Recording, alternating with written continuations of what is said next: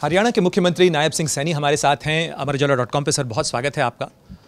चुनाव घोषित हो चुका है तो संवाद का ही समय है। नायब सिंह सैनी जनता से इस समय क्या संवाद कर रहे हैं? देखिए, लोगों से लगातार मिलने का दौर जारी है और लोगों का प्यार और आशीर्वाद भरपूर मिल रहा है। हमारी कोशिश है कि जो समस्याएं हैं और लोग जो ग्रीवांस लेकर के आते हैं उसका समाधान प्राथमिकता के आधार के ऊपर हो, हमारा ये प्रयास रहता है और हम उसको लेकर के लगातार उसमें आगे बढ़ भी रहे हैं। जितनी समस्याएं थी उन समस्याओं की तरफ हमने अधिकारियों के साथ बैठ कर के चर्चा करते हुए कि आमजन को समस्या से जूझना न पड़े, उसका समाधान हो, उसको लेकर के हमारी सरकार। चुनाव जो है परीक्षा की तरह होता है, तो परीक्षा में छात्र को कई बार ऐसा लगता है कि थोड़ा सा समय और मिल जाता तो बढ़िया तैयारी होती। नायब सिंह सैनी को सरकार में समय कम मिला? नहीं, समय कम नहीं होता, समय तो अभी बाकी है। अभी छोटा समय था, उस छोटे समय के अंदर तो ट्रेलर था। अच्छा। अभी पिक्चर बाकी है, पूरी पिक्चर बाकी है। अभी हमारे जो विपक्ष के साथी हैं वो बोलते हैं और हमें कुछ लोग भी बोलते हैं, इस प्रकार की उनकी भावनाएं होती है कि भाई अगर थोड़ा और समय मिलता तो शायद और काम हो जाता। तो मैं बोलता हूँ कि अभी 5 साल का आपके हाथ में समय है और आप लोगों का जब आशीर्वाद मिलेगा तो हम विपक्ष को भी पूरी पिक्चर दिखाने का काम। हरियाणा में सवाल कौन सेट कर रहा है इस परीक्षा के? आपने क्या है कि आपने सवाल पूछे हैं, उधर से कांग्रेस जो है वो आपसे सवाल पूछ रही है और कुछ सवाल जनता के मन में है, तो ये पर्चा कौन सेट कर रहा है इस परीक्षा का? नहीं, देखिए, क्योंकि कांग्रेस का जो कार्यकाल रहा है उसमें क्वेश्चन ही क्वेश्चन है। अगर आप देखेंगे, आम एक ग्रामीण क्षेत्र का ठेठ व्यक्ति, गांव के अंदर रहने वाला, उसके सामने भी कांग्रेस के शासन को लेकर के क्वेश्चन है। उस तक नहीं पहुंचते थे, सुविधा नहीं पहुंचती थी। वो भी पूछता है कि ये सुविधा जो आज मिली है तो ये तब क्यों नहीं मिली थी। उसके मन में क्वेश्चन है, परंतु देने के लिए कोई तैयार नहीं। पहलवानी के अखाड़े से लेकर राजनीति के अखाड़े तक बहुत सारे दांव चल रहे हैं इस समय। आपका जो है वो ट्रम्प कार्ड क्या है? नहीं, देखिए, हम लगातार लोगों की, मैंने कहा है कि जो समस्याएं भी हैं और आने वाले समय के अंदर हमारा विजन क्या होगा। अभी हमने लोगों के बीच में एक संकल्प पत्र वैन को भेजा है। वो इसीलिए भेजा है, हमने वो तय किया कि लोगों के सुझाव आए, हर क्षेत्र से आए, चाहे किसान है, युवा है, खिलाड़ी है या हमारा महिला है, गरीब व्यक्ति है। ऐसे सब लोगों के जब सुझाव हमारे पास आएंगे तो हम एक रोड मैप तैयार कर पाएंगे।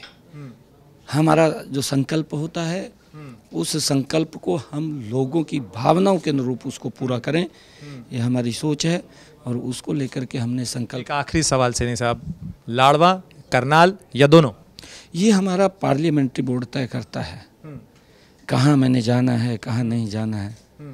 अभी तो हम उसको लेकर के लगे हुए हैं कि जो बायोडाटा हमारे पास हरियाणा प्रदेश से आए थे, हर विधानसभा से आए थे, उसको एक सूचीबद्ध करके केंद्रीय नेतृत्व के सामने हमने उसको रखा है। पार्लियामेंट्री बोर्ड के अंदर एक एक नाम के ऊपर चर्चा हुई है और क्योंकि टिकट तो एक व्यक्ति को मिलना है, हमारे लिए सभी माननीय है। हमने जनता को भी इस बात को लेकर के कहा है कि हर विधानसभा में एक टिकट है। हमारे केंद्रीय नेतृत्व का प्रयास रहता है कि अच्छा व्यक्ति जो लोगों की बात को सुने और उनकी अपेक्षाओं के ऊपर खरा उतरे, सरकार के कार्यों को गति से वो नीचे बढ़ाए। सफाई अगर आप देना चाहें कि ये कहा जा रहा है कि जाट जो है वो अगेंस्ट है, जाट फैक्टर है क्या चुनाव में? नहीं, कोई फैक्टर नहीं है। जाट समाज का बड़ा आशीर्वाद, सहयोग मिल रहा है, क्योंकि मैं तो देख रहा हूँ, मेरे पास आते हैं और आकर के बोल करके जाते हैं और वो भी चाहते हैं कि जिस प्रकार पिछले 10 वर्षों में हरियाणा प्रदेश का बिना भेदभाव के विकास हुआ है, उस विकास में अपना योगदान जाट समाज भी देना चाहिए। तीसरे टर्म के लिए आप कॉन्फिडेंट? बिल्कुल कॉन्फिडेंट हैं। बड़े मैंडेट के साथ तीसरी बार सरकार बन रही है। हरियाणा प्रदेश के लोगों ने तय कर दिया है और हम आदरणीय नरेंद्र मोदी जी जिन्होंने दुनिया में भारत का नाम ऊंचा किया है, हरियाणा भी विकास की गति में और तेज़ी से आगे बढ़े। आदरणीय प्रधानमंत्री जी के आशीर्वाद से हम हरियाणा को भी आगे बढ़ाने का काम करेंगे। ये डबल इंजन की सरकार मैं देखता हूँ, जब मैंने नज़दीक से देखा है कि डबल इंजन के क्या फ़ायदे होते हैं। अब आपके सामने है, कांग्रेस ने झूठ का रायता फैला दिया, सत्ता में आ गए, हिमाचल प्रदेश के अंदर वायदों से मुकर रहे हैं। झूठ बोल करके सस्ती सत्ता तो हासिल हो जाती है, परंतु उसको आगे बढ़ाना वो मुश्किल हो जाता है। अभी हिमाचल के वहाँ के मुख्यमंत्री महोदय ने कहा कि हम वेतन में कटौती करेंगे, ये अभी पिछले दिनों की बात है। और जो सुविधाएं नीचे उन्होंने वायदे किए थे, एक भी वायदा वो पूरा नहीं हुआ। सेम पोजीशन कर्नाटक की है। कर्नाटक के अंदर भी, क्योंकि इनके जो बड़े लीडर हैं वो योजना इस प्रकार की बनाते हैं कि भाई क्या लोगों को सजबाग दिखाया जाए, सजबाग के आधार के ऊपर ये चुनाव लड़ते हैं। ये काम के ऊपर नहीं, अपना काम नहीं बताते। मैंने कहा है कि इन्होंने लोगों को गुमराह करने के लिए यात्रा निकाली, हिसाब मांगो यात्रा, कांग्रेस ने निकाली, हरियाणा के अंदर चल रही है अभी। मैंने सोचा कि भाई ये एक तरफ तो हिसाब मांगते फिर रहे हैं, मेरी भी तो जिम्मेवारी बनती है। मैं तो हिसाब नहीं मांगूंगा, मैं तो क्वेश्चन पूछूंगा। और मैंने क्वेश्चन पूछे उससे, आज तक जवाब नहीं आया।